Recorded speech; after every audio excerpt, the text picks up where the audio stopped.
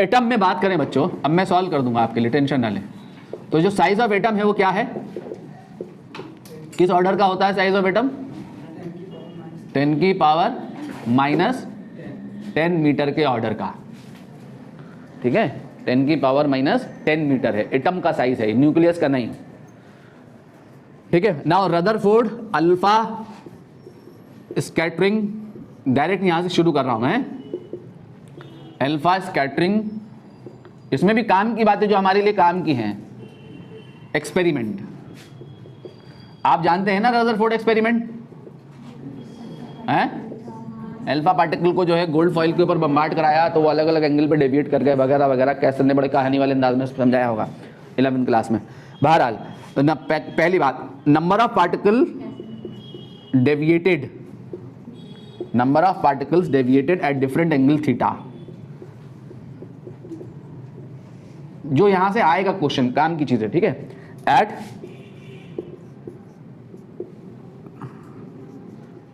Angle theta,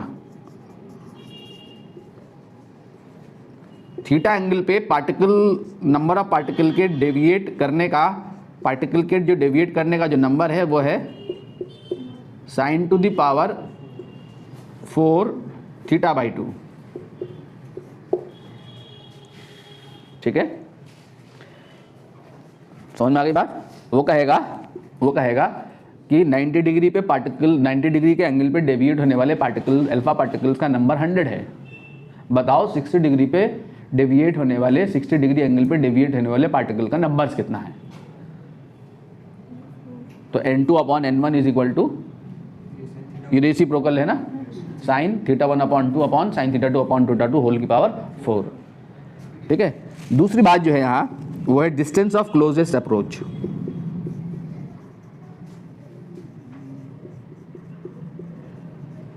distance of closest approach, ठीक है। The minimum distance, the minimum distance of alpha particle from center of nucleus up to which it can go, up to which it can go, ठीक है, along central line of nucleus,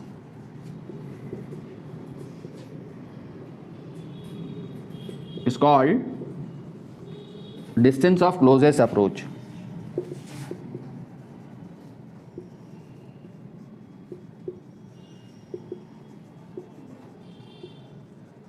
क्या मतलब है? देखो distance of closest approach निकाल रहे हैं हम। ये क्वेश्चन जरूर, ये क्वेश्चन आता है कंपटीशन में भी आता है, ऑब्जेक्टिव में और आपके बोर्ड में भी आता है। यहाँ से ये सबसे ज़्यादा इंपॉर्टेंट है, distance of closest approach Rutherford के डिस्कशन में, ठीक है। क्या है हमारे पास? ये हमारे पास बच्चों ये एटम है, ये न्यूक्लियस है। न्यूक्लियस में क्या है? सारा पॉजिटिव चार्ज है, सारा पॉजिटिव चार्ज न्यूक्लियस में और सराउंडिंग में इलेक्ट्रॉन रिवॉल्व कर रहा है। ये सब कुछ बताया था किसने? रदरफोर्ड ने। सब रदरफोर्ड ने बताया था स्ट्रक्चर ऑफ इसके बारे में कि all mass and all positive charge almost कहाँ पर है? At the centre of the atom, जिसे क्या कहा था उन्होंने? न्यूक्लियस। और इलेक्ट्रॉन न्यूक्लियस के चारों तरफ ऑर्बिट्स में क्या कर रहे हैं? रिवॉल्व कर रहे हैं। अभी देखेंगे सब। तो इस जो न्यूक्लियस की जो सेंट्रल लाइन है, न्यूक्लियस पे कितना चार्ज होगा? ये न्यूक्लियस है ना, इस पे कितना चार्ज होगा? Plus ZE। Z क्या है? एटॉमिक नंबर है। तो ये न्यूक्लियस की सेंट्रल लाइन है। तो जब ये फार अवे है from the nucleus, far away means, far away का मतलब है ये अल्फा पार्टिकल आ रहा है, देखो कितनी वेलोसिटी से, ये मास ऑफ अल्फा पार्टिकल है, ये वेलोसिटी ऑफ अल्फा पार्टिकल है। फार अवे मतलब जब इस अल्फा पार्टिकल और न्यूक्लियस के बीच में कोई इंटरेक्शन नहीं है, ठीक है, मींस ये अल्फा पार्टिकल इस न्यूक्लियस पे कोई फोर्स नहीं लगा रहा है, इतना दूर है, ये फार अवे है। तो इसमें क्या होगी? काइनेटिक एनर्जी होगी यहाँ पे, ठीक है। जैसे ही ये से इंटरेक्ट करना शुरू करेगा तो ये अल्फा पार्टिकल, ये जो गोल्ड न्यूक्लियस है, इसको क्या करेगा? रिपेल करेगा। तो जब ये रिपेल करेगा इन दोनों के बीच में इंट्रैक्शन होगा ना, इन दोनों चार्जेस के बीच में, इस चार्ज के और इस चार्ज के बीच में इंट्रैक्शन होगा। इस पे भी चार्ज है, कितना है इस पे charge? 2 times of charge of E, 2E है, प्लस 2E। अरे प्रोटॉन के चार्ज का डबल है ना 2E, अल्फा पार्टिकल पे 2E चार्ज है, तो 2E चार्ज और जब प्लस ZE चार्ज एक दूसरे से इंटरेक्ट करना शुरू करेंगे, मींस ये इसको रिपेल करेगा। रिपेल करेगा तो इनकी काइनेटिक एनर्जी घटेगी, तो ये घट के जाएगी कहां? सिस्टम में पोटेंशियल की फॉर्म में आ जाएगी। दो चार्जेस के सिस्टम की potential energy 1/4πε0 Q1 Q2/R।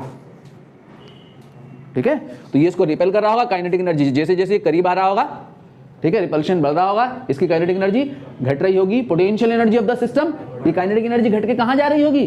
Potential में जा रही होगी। ठीक है, एक ऐसा पॉइंट, जिस पॉइंट पे एक ऐसा पॉइंट आएगा जिस पॉइंट पे आके ये इसकी कंप्लीट काइनेटिक एनर्जी किसमें कन्वर्ट हो जाएगी? बोलो, अगर वो पॉइंट ये है, इस पॉइंट पे whole of the kinetic energy, ये सेंट्रल लाइन है, whole of the kinetic energy, यहां पे क्या हो जाएगा? Stop. Whole of the kinetic energy किसमें कन्वर्ट हो जाएगी? पोटेंशियल में। ठीक है, तो ये डिस्टेंस इसके सेंटर से, ये जो डिस्टेंस है, ये डिस्टेंस कहलाएगी डिस्टेंस ऑफ क्लोजेस्ट अप्रोच। इतना क्लोजली इस न्यूक्लियस को अप्रोच किया। इस पॉइंट के बाद क्या होगा? ये वापस रिटर्न बैक हो जाएगा। इस पॉइंट के बाद ये वापस रिटर्न बैक हो जाएगा, मोमेंटरली रेस्ट में आएगा, एंटायर काइनेटिक पोटेंशियल में कन्वर्ट हो जाएगी, फिर वापस बैक होगा, फिर वापस पोटेंशियल किस में कन्वर्ट होने लगेगी? काइनेटिक में कन्वर्ट होने लगेगी। तो डिस्टेंस ऑफ क्लोजेस्ट अप्रोच निकालने के लिए हमें क्या करना होगा? डिक्रीज इन, यहां से यहां आते आते कितनी काइनेटिक एनर्जी घट गई? Half m alpha v alpha square. यहां पे क्या है? Only kinetic. यहां पे क्या है? Only potential. ये पूरी की पूरी काइनेटिक यहां पर पूरी की पूरी किसमें कन्वर्ट हो गई? पोटेंशियल में हो गई। तो decrease in kinetic energy is equal to increase in potential energy, which is 1/4πε0 Q1 Q2/R square. Force होता है मेरी मुन्नी R। ठीक है, तो Q1 Q2/R। Q1 कितना है? अल्फा पार्टिकल पे चार्ज, जो कि कितना? 2E। Q2 कितना है? गोल्ड न्यूक्लियस पे चार्ज, जो कि कितना? ZE upon R0 is the distance of closest approach. ठीक है, तो this R0 comes out to be, R0 is equal to क्या? 1/4πε0 कितना है यहाँ? 2ZE square. यहां से 2 और जाएगा तो क्या हो जाएगा? 4ZE square upon m alpha v alpha square. This is the distance of closest approach.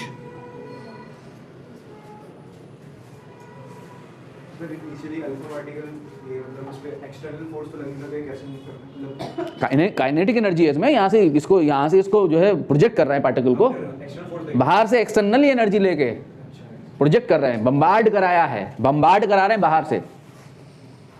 ठीक है, एनर्जाइज करके भेज रहे हैं चार्ज पार्टिकल को। और जब वो फार डिस्टेंस पे है तो उसमें क्या होगी? ओनली काइनेटिक एनर्जी होगी। जब इंटरैक्ट करना स्टार्ट कर देगा तो ये काइनेटिक किस में कन्वर्ट हो जाएगी? पोटेंशियल में कन्वर्ट। जिस पॉइंट पे ये कंप्लीट काइनेटिक कंप्लीट पोटेंशियल में कन्वर्ट हो जाएगी, उस पॉइंट तक ये अप्रोच करेगा।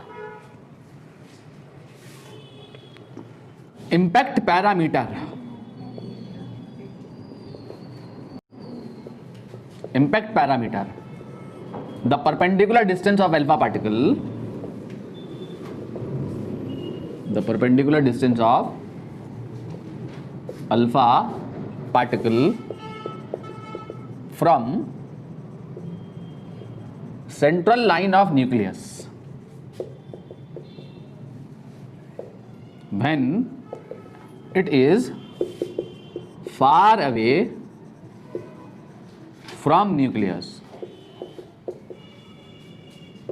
is called impact parameter.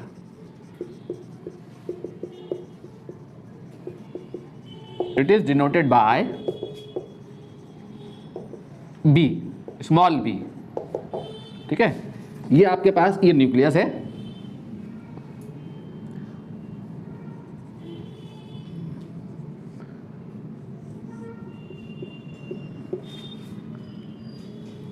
ये न्यूक्लियस की सेंट्रल लाइन, अल्फा पार्टिकल ये आ रहा है। ठीक है, ये अल्फा पार्टिकल है, मास वेलोसिटी v अल्फा, मास m अल्फा, ऐसे आता हुआ ऐसे डेविएट कर गया है।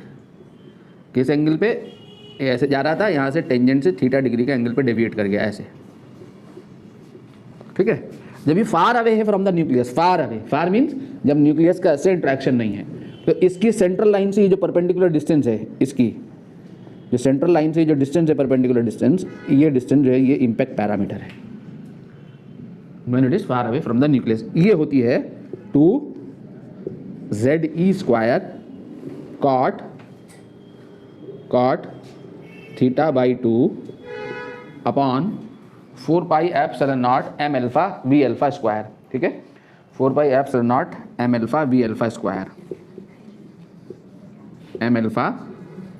Vα², ये इम्पैक्ट पैरामीटर है, इससे निकल के आ जाएगा। थीटा जो है वो एंगल जिस एंगल पे ये डेविएट किया है, ठीक है। अगला क्या कहता है, most of the mass and entire positive charge कहाँ पे होता है, concentrated at the centre of the atom, ठीक है। Most of the mass and entire positive charge of atom concentrated at the centre of atom, इस centre को क्या कहते हैं, कॉल्ड न्यूक्लियस।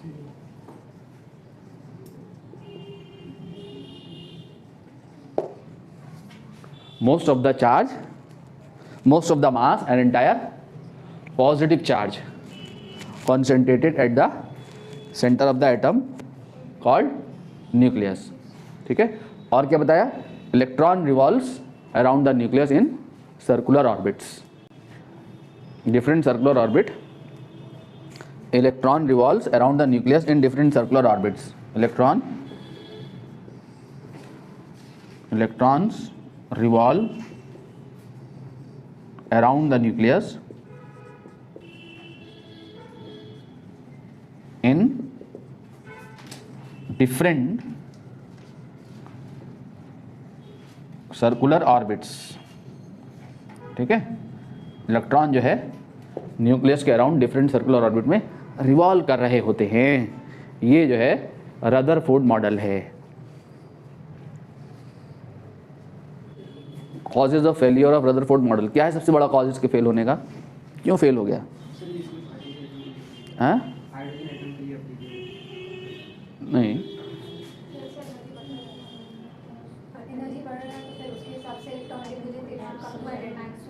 एनर्जी बढ़ रही, किसकी एनर्जी बढ़ रही है,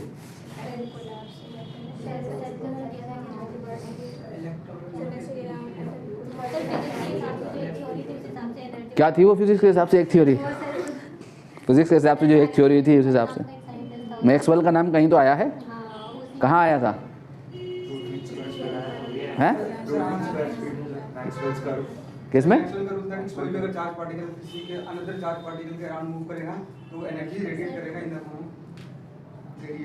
कहाँ आया था ये, अबे आदमी हो चक्कर, इलेक्ट्रोमैग्नेटिक वेव में नहीं आया था, केमिस्ट्री से क्या मतलब मैक्सवेल का, फिजिक्स का आदमी मैक्सवेल, केमिस्ट्री में नाम सुन रहे हो उसका, इलेक्ट्रोमैग्नेटिक वेव नहीं पढ़ाया मैक्सवेल्स, हैं मैक्सवेल्स की वेव नहीं पढ़ाई आपने, इलेक्ट्रोमैग्नेटिक वेव्स इक्वेशंस, मैक्सवेल्स ने ही तो इलेक्ट्रोमैग्नेटिक वेव के एग्जिस्टेंस को बताया था, हैं 2 दिन पढ़ाया था, हैं क्या था, कैसे प्रोड्यूस होती है इलेक्ट्रोमैग्नेटिक वेव, इलेक्ट्रोमैग्नेटिक वेव कहाँ से प्रोड्यूस होती हैं, चार्ज पार्टिकल से, चार्ज पार्टिकल अगर रेस्ट में है, चार्ज पार्टिकल अगर रेस्ट में है तो इलेक्ट्रिक फील्ड सराउंडिंग में प्रोड्यूस करता है, और अगर यूनिफॉर्म मोशन में है तो electric field and magnetic field दोनों प्रोड्यूस करता है, ठीक है। सराउंडिंग में एक फील्ड प्रोड्यूस कर लेता है बस, लेकिन अगर एक्सेलरेटेड मोशन में है, कौन सा मोशन, एक्सेलरेटेड मोशन किसे कहते हैं, जिसमें वेलोसिटी में चेंज आ जाए, कैसे आएगा वेलोसिटी में चेंज, या तो डायरेक्शन ऑफ मोशन बदलने लगे या बढ़ने या घटने लगे मैग्नीट्यूड, अगर वेलोसिटी में चेंज आ गया तो मोशन एक्सेलरेटेड हो गया। तो एक्सेलरेटेड पार्टिकल क्या करते हैं, इलेक्ट्रोमैग्नेटिक रेडिएशन को एमिट करते हैं, एनर्जी को एमिट करते हैं। किस फॉर्म में, इलेक्ट्रोमैग्नेटिक वेव की फॉर्म में। ठीक है, मैंने बताया था कि अगर हमें रेडियो मिर्ची के स्टेशन पे 98.3 मेगाहर्ट्ज की फ्रीक्वेंसी प्रोड्यूस करनी है तो इसी फ्रीक्वेंसी से चार्ज पार्टिकल को ऑसिलेट कराना पड़ेगा। जिस फ्रीक्वेंसी से चार्ज पार्टिकल ऑसिलेट करता है उसी फ्रीक्वेंसी की इलेक्ट्रोमैग्नेटिक वेव जनरेट होती है। ठीक है, तो एक्सेलरेटेड पार्टिकल क्या करते हैं, समीर नाम है तुम्हारा, अरमान एक्सेलरेटेड पार्टिकल क्या करते हैं अरमान, हैं एनर्जी को रेडिएट करते हैं। किस फॉर्म में, इलेक्ट्रोमैग्नेटिक वेव्स की फॉर्म में। ठीक है, एनर्जी कहाँ से आती है, पार्टिकल से आती है। जब पार्टिकल से एनर्जी आएगी तो क्या होगा, पार्टिकल की ही एनर्जी तो इलेक्ट्रोमैग्नेटिक वेव में कन्वर्ट होगी। कंजर्वेशन ऑफ एनर्जी लगाओगे, कंजर्वेशन ऑफ एनर्जी लगाओगे, पार्टिकल की जो अपनी एनर्जी है वही एनर्जी तो वेव की फॉर्म में जा रही होगी ना, दूसरी एनर्जी की फॉर्म में कन्वर्ट हो रही होगी। तो रदरफोर्ड मॉडल में इलेक्ट्रॉन्स न्यूक्लियस के चारों तरफ सर्कुलर ऑर्बिट में रिवॉल्व कर रहे हैं। जब सर्कुलर ऑर्बिट में रिवॉल्व कर रहे हैं तो classical electromagnetic theory of light ये कहती है, मैक्सवेल्स की जो इलेक्ट्रोमैग्नेटिक थ्योरी ऑफ लाइट है वो ये कहती है कि जब इलेक्ट्रॉन एक्सेलरेटेड मोशन में होगा, not only circular orbit, accelerated motion में होगा, कहीं भी हो, तो उससे रेडिएशन एमिट होगा, एनर्जी रिलीज करेगा वो। ठीक है, इलेक्ट्रोमैग्नेटिक वेव की शक्ल में एनर्जी को रिलीज करेगा। ठीक है, तो चूंकि ऑर्बिट में इलेक्ट्रॉन घूम रहा है और मोशन एक्सेलरेटेड है, तो एक्सेलरेटेड मोशन का मतलब उससे लगातार एनर्जी एमिट हो रही है। लगातार एनर्जी एमिट होने का मतलब ये हुआ कि इलेक्ट्रॉन की ऑर्बिट के अंदर एनर्जी जो है वो कम हो रही है, क्योंकि उसकी एनर्जी इलेक्ट्रोमैग्नेटिक वेव की फॉर्म में जा रही होगी, तो उसकी एनर्जी लगातार कम हो रही होगी। और ऑर्बिट का जो रेडियस है वो ऑर्बिट की एनर्जी पे डिपेंड करेगा। जब ऑर्बिट की एनर्जी कम होगी तो रेडियस कम होता चला जाएगा, और कम होते होते होते होते कछुआ छाप मच्छर अगरबत्ती की फॉर्म में इलेक्ट्रॉन जो होगा ऐसे घटाता हुआ न्यूक्लियस में गिर जाएगा। न्यूक्लियस में गिरने का मतलब क्या होगा, हैं कि एटम ही एग्जिस्ट ना करता है भाई, एग्जिस्टेंस ही नहीं है। रदरफोर्ड में एटम का एग्जिस्टेंस ही खत्म हो जाता है आकर। समझ रहे हैं मेरी बात को, इसका मतलब एटम एग्जिस्ट ही नहीं करता है। सारे रदरफोर्ड मॉडल में दुनिया जहां के सारे एटम के इलेक्ट्रॉन न्यूक्लियस में गिर के अपने आप को खत्म कर दिए, एटम को खत्म हो गया एटम का एग्जिस्टेंस को, स्टेबिलिटी, जबकि ऐसा नहीं है, एटम तो स्टेबल है, ऑर्बिट में इलेक्ट्रॉन रिवॉल्व कर रहे हैं। ठीक है, तो स्टेबिलिटी को ये एक्सप्लेन ना कर सका, ये इसका सबसे बड़ा फेलियर था। ठीक है, तो सबसे पहला लिखो, could not explain stability of atom, could not explain stability of atom. दूसरा लिखो, could not explain distribution of electron outside nucleus.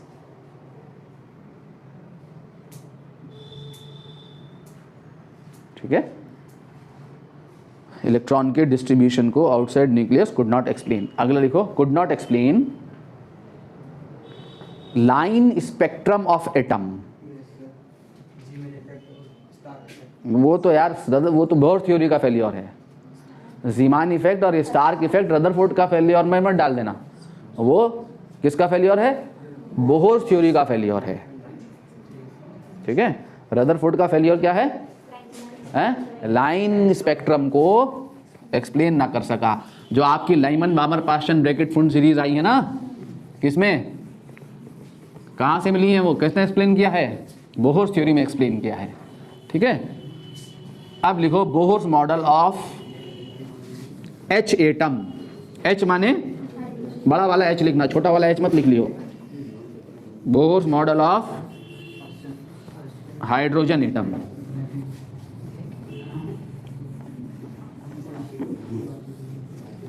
तो बोहर्स ने स्टेबिलिटी को एक्सप्लेन कर दिया बच्चों। पहला सबसे बड़ा जो मेजर जो दिक्कत थी स्टेबिलिटी, वो एक्सप्लेन कर दी बोहर्स ने।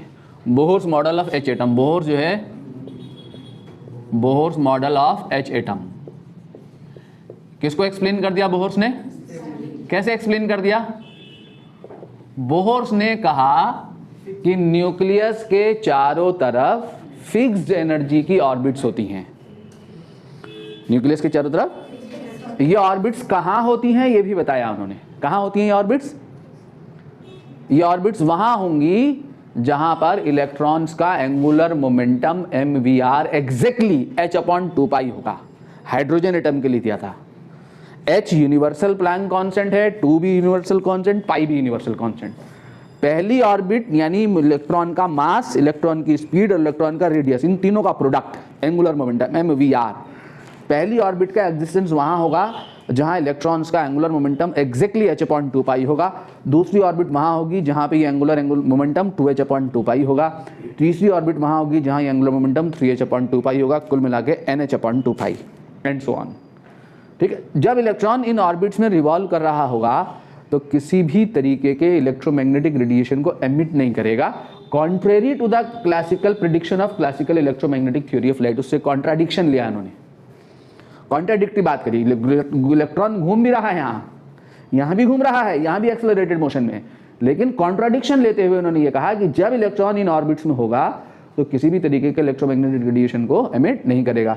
रेडिएशन तभी एमिट होगा जब इलेक्ट्रॉन एक्सटर्नल से एनर्जी एक्वायर करके हायर एनर्जी ऑर्बिट में जंप करेगा, और हायर एनर्जी ऑर्बिट में जंप करने के बाद जब वापस लोअर एनर्जी स्टेट में आ रहा होगा, ठीक है, वापस स्टेबल स्टेट में आ रहा होगा, तो रेडिएशन एमिट करेगा, जिसके करस्पॉन्डिंग हमें सीरीज भी मिली है आप लोगों को, लाइमन बामर पार्शियल ब्रैकेट फुंड सीरीज, ठीक है, जिसे हम एमिशन स्पेक्ट्रम कहते हैं। तो ये सब चीज़ें हमने यहाँ पढ़नी है बोहर थ्योरी में। ठीक है, Bohr theory of H atom लिखो। Bohr's modified Rutherford's atom, Rutherford's atomic model, Bohr's modified Rutherford atomic model and gave 3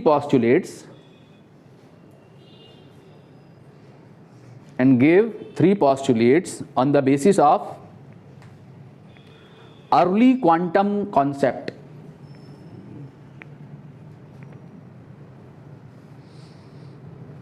On the basis of early quantum concept. So these postulates are, first लिखो, an electron in an atom, an electron in an atom revolves around nucleus in certain stable orbits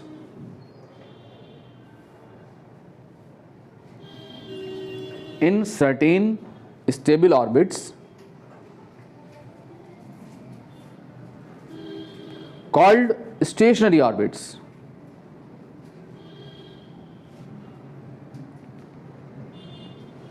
comma, without the emission of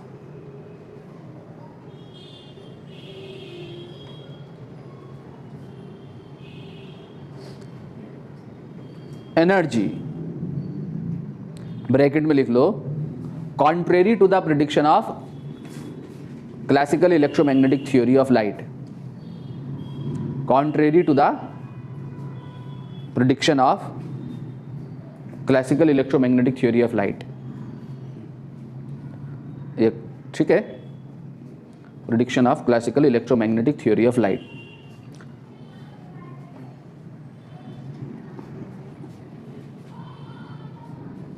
ठीक है, नहीं, जब electron in stationery orbit में घूम रहा, revolve कर रहेगा, तो किसी भी तरीके के इलेक्ट्रोमैग्नेटिक रेडिएशन को एमिट नहीं करेगा।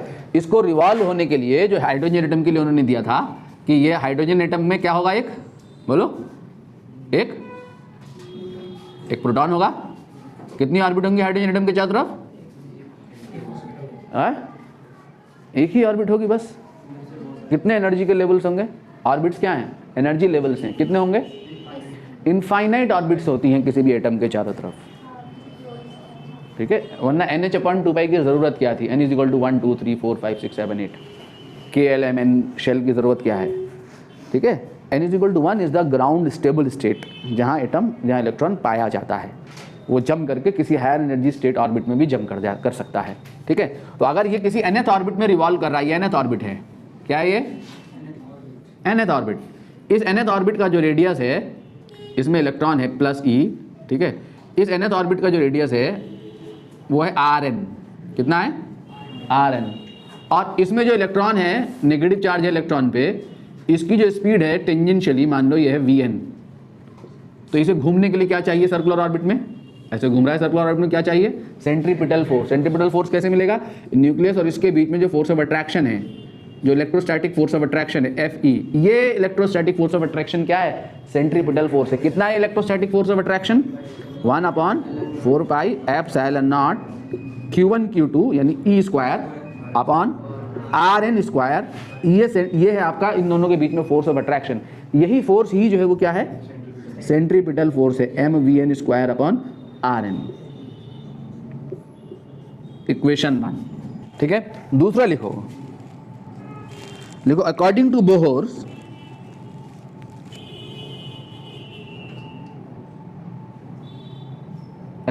Bohr's electrons can revolve, electrons नहीं खाली इलेक्ट्रॉन लिखो, एक ही इलेक्ट्रॉन है, हाइड्रोजन एटम की बात कर रहे हैं। Electron can revolve only in those orbits,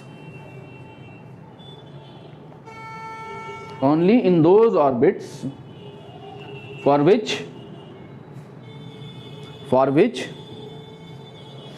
angular momentum is integral multiple of h upon 2 pi।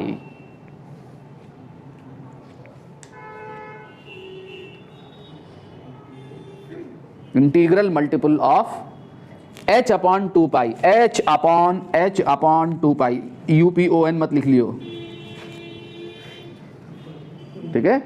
तो लिखो अकॉर्डिंग टू बोहर, या अकॉर्डिंग टू दिस पॉस्टुलेट्स, इसी में लिखो, इसी में फुल स्टॉप करके लिखो, according to this postulates Bohr's angular momentum is quantized. According to this postulates Bohr's angular momentum is quantized. कितने क्वांटाइजेशन प्रिंसिपल हमें नोन है अभी तक, कौन कौन से, चार्ज और एक बोहर्स एंगुलर मोमेंटम, और फिजिक्स में आज तक हम लोग कितने क्वांटाइजेशन प्रिंसिपल आज तक खोज पाए हैं, जो क्वांटिटी क्वांटाइज हमें मिली है आज तक, 3।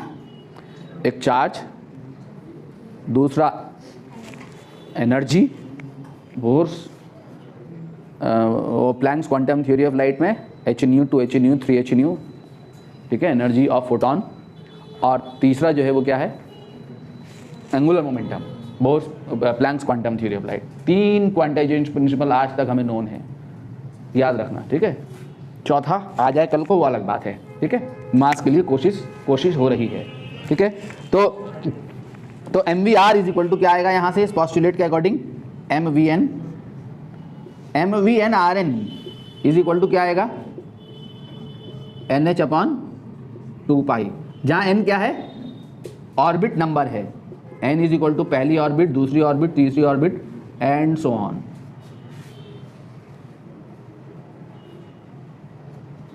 ठीक है।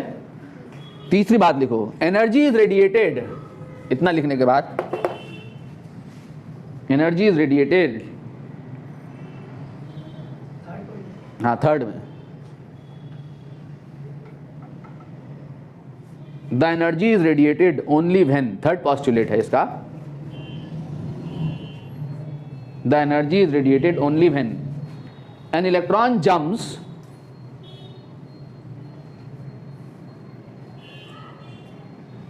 an electron jumps from some higher energy state to lower energy state,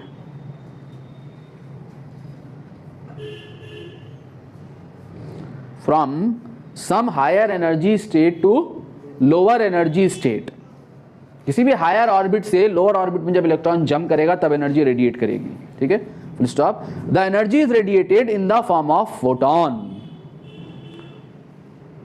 the energy is radiated in the form of photon, ठीक है, फोटॉन की एनर्जी रिलीज होगी,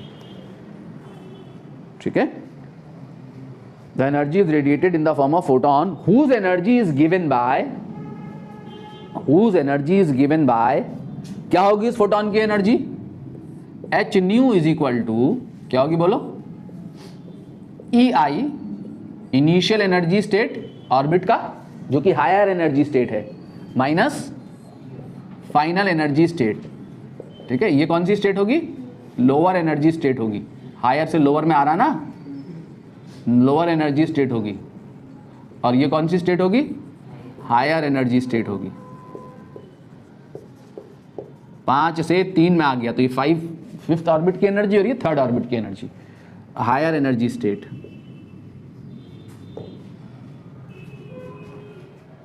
ठीक है, तो यहां से हम देखो इन दोनों इक्वेशन से, ये किसमें इक्वेशन है? Rn में और Vn में है, और ये भी Rn में और Vn में। तो इन दोनों इक्वेशन से हम रेडियस ऑफ ऑर्बिट और speed of electron in nth orbit निकाल सकते हैं। तो रेडियस ऑफ क्या निकालने? nth orbit. Radius of nth orbit कैसे निकलेगी बोलो? Vn को उठाकर, यहां से Vn को उठा के इसमें डाल दो। ठीक है, तो जब Vn को उठा के डालोगे तो put Vn from equation 2 to equation 1। ये आपने डालने के बाद इसे सॉल्व करा, लेफ्ट राइट करने के बाद, कटकुट करने के बाद आपकी स्पीड आएगी। देखो क्या आएगी बोलो? Epsilon not n square h square upon pi m e square. ये सब घर में करके देखना। Epsilon not n square h square upon pi m e square. Electron की जो है वो nth ऑर्बिट का रेडियस है। किसका nth ऑर्बिट का रेडियस? हाइड्रोजन एटम के, हाइड्रोजन एटम के nth ऑर्बिट का रेडियस है।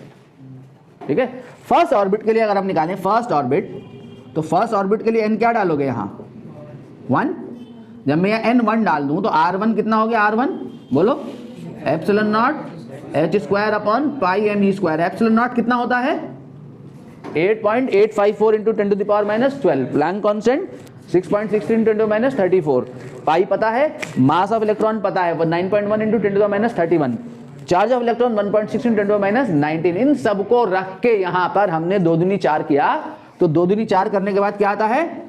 0.529 एंगस्ट्रॉम, या 0.53 भी कह सकते हो। कितना आता है? 0.529 एंगस्ट्रॉम। अब जब ये आ गया तो हम यहां पर देखो जरा ध्यान से, दिख रहा है बोर्ड? इधर दिख रहा है? इतना विजिबल नहीं होगा है? तो जब ये आ गया तो देखो, तो मैं इस n को छिपा लूं तो बाकी सब क्या है? इतना ही तो है। तो nth ऑर्बिट की स्पीड निकालने के लिए हम इसकी मदद लेके फर्स्ट ऑर्बिट का रेडियस निकाल लिया। ठीक है, तो किसी भी ऑर्बिट का रेडियस निकाल सकते हैं। कैसे निकाल सकते हैं किसी भी ऑर्बिट का रेडियस? कि Rn इज इक्वल टू जो है वो क्या हो जाएगा? 0.529 n स्क्वायर एंगस्ट्रॉम। इसको A0 भी कहते हैं। ठीक है, n की वैल्यू 1 2 3 4 5 6 7 8 रखते चले जाएंगे। जिस ऑर्बिट का रेडियस निकालना होगा वो ऑर्बिट नंबर यहां रख देंगे हम। ठीक है, क्लियर है? क्लियर हो गया? Now speed of electron in nth orbit,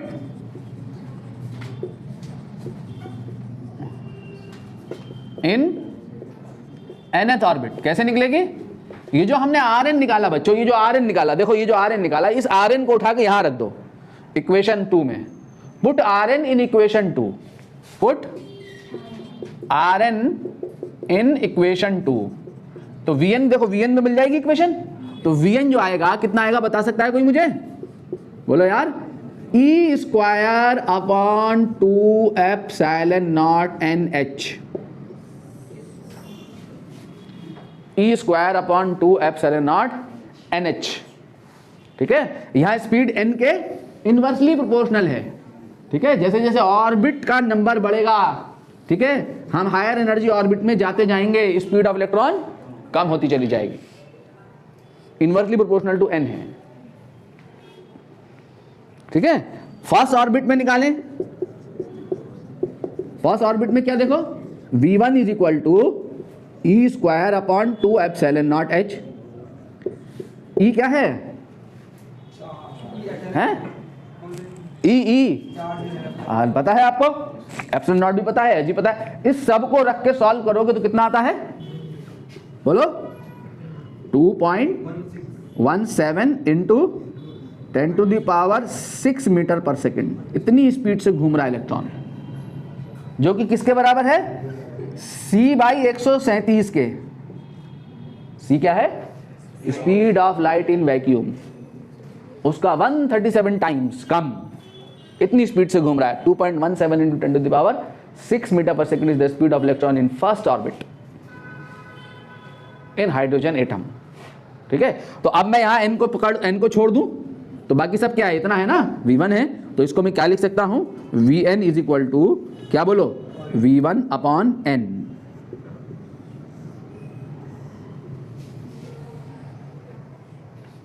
ठीक है, नोट करें जल्दी से।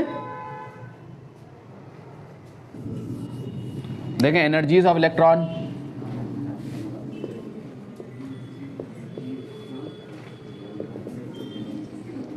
सबसे पहले देखें क्या? Kinetic energy. क्या है kinetic energy? K is equal to Kn। nth orbit में इलेक्ट्रॉन की काइनेटिक एनर्जी क्या होगी? ½ m into V square. V n क्या निकाला था हमने? E² upon 2 epsilon not NH। तो इसका स्क्वायर करो तो क्या हो गया? e की पावर 4। तो क्या हो गया बोलो? m e की पावर 4 अपॉन इसका स्क्वायर करो कितना हो गया? 4 और 4 2 सा क्या हो गया? 8 एप्सिलॉन नॉट n² h²। ठीक है, एप्सिलॉन नॉट n² h²।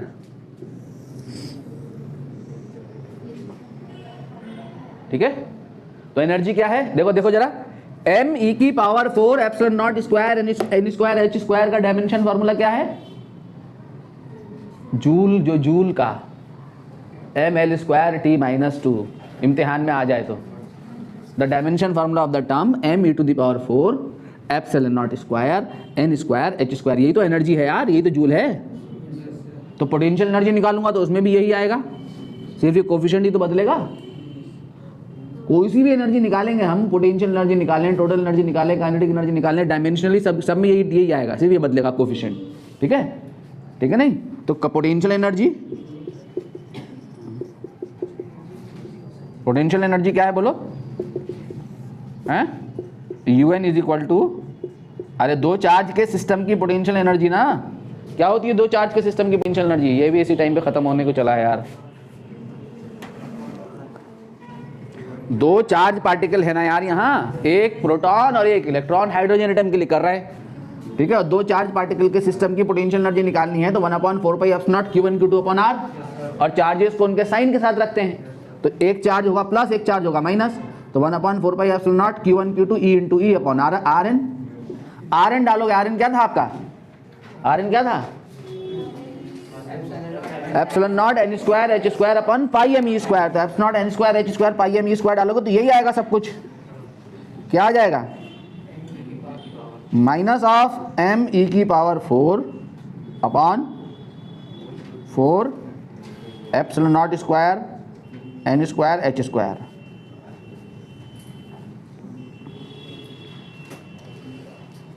समझे कि नहीं? ठीक है, और टोटल एनर्जी जब हम निकालेंगे तो टोटल एनर्जी क्या है बोलो?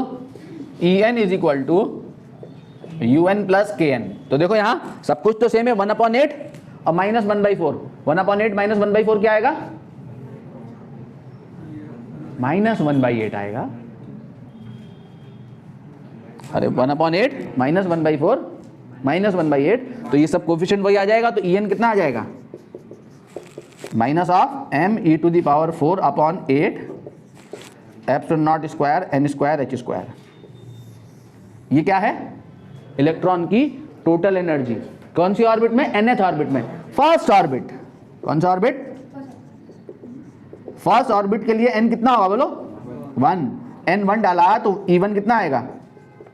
Minus of m e⁴ upon 8 epsilon not square h²। देखो तो जरा इसमें कौन सी ऐसी वैल्यू है जो हमें नहीं पता है? m पता है, मास ऑफ इलेक्ट्रॉन पता है, E पता है, 8 पता है, F0 पता है, H पता है, सबको रख के सॉल्व करा और सॉल्व करने के बाद सारी वैल्यू रख दी, जूल में आ गई, उसको इलेक्ट्रॉन वोल्ट में बदल दिया। किसमें बदल दिया? तो इलेक्ट्रॉन वोल्ट में जब बदलेंगे तो ये आता है -13.6 इलेक्ट्रॉन वोल्ट।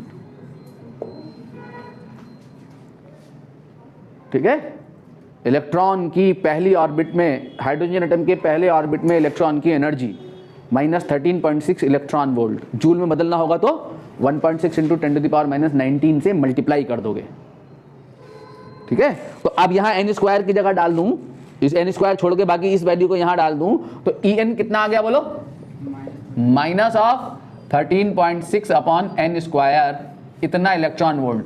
तो जब भी टोटल एनर्जी निकालनी होगी हाइड्रोजन एटम की nth ऑर्बिट में तो इससे निकालोगे, और काइनेटिक एनर्जी निकालनी होगी तो इससे निकालोगे, नहीं इसी से निकालोगे, इससे निकालोगे। En बराबर -kn, देख लो जरा ध्यान से, इससे नहीं निकालोगे, इसी से निकाल के kn बराबर -En कर दोगे। है? और En इज इक्वल टू क्या? UN/2। पोटेंशियल एनर्जी निकालनी होगी तो इससे निकालोगे, यानी किससे निकालोगे? En इज इक्वल टू, देखो ना U/2 करोगे तो वो मिल जाएगा U/2। अरे इसको U½ का U/2 कर दो तो -8 आ जाएगा या नीचे। तो En और U/2 बराबर है, En किसके बराबर है? इसके /2 के बराबर है। और ये माइनस कर दो, -kn, En किसके बराबर है? -kn के बराबर है, यानी En is equal to -kn is equal to U/2। तो आपको इससे लगा के ये लगाना है। nth ऑर्बिट में जब आपने एनर्जी निकालनी है तो ठीक है, जैसे फर्स्ट ऑर्बिट में निकालनी हो। ठीक है, फर्स्ट ऑर्बिट में क्या है एनर्जी? अगर हम फर्स्ट ऑर्बिट की निकालें, E1 कितना है बोलो? E1 कितना है? -13.6 इलेक्ट्रॉन वोल्ट। तो kn कितना हो गया? +13.6 इलेक्ट्रॉन वोल्ट। UN कितना हो गया? -27.6 इलेक्ट्रॉन वोल्ट। E2 कितना? E2 2 2 4 कितना आ गया? -3.4 इलेक्ट्रॉन वोल्ट E2। E3 कितना है? 9 से डिवाइड कर दो, कितना आ जाएगा? 1.51 इलेक्ट्रॉन वोल्ट। चौथा कितना है? 0.85 आएगा मेरे ख्याल से, देखना तो।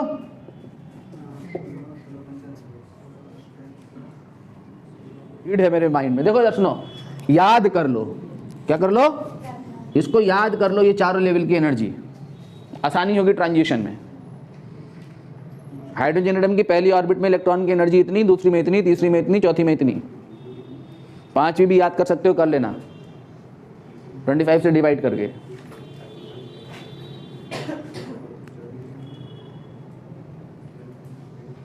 ठीक है, अगली क्लास में यहां से आगे डिस्कशन करेंगे। चलिए।